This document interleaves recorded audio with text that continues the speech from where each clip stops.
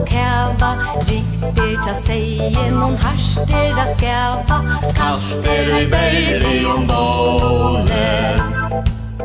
Lagt stände solen och tulja skymor. Hurtor ur tunen och hundor rymmer. Inne sitter kurande ålen. Klär i å och skalvor i bräcke. Ruiner och kviner i kvarjare spräck. Åle grammor i hoa. Sitter och huxar om sommar och glädje. Fåglor var kvator och lampor var feje. Nu har man styrke en floa.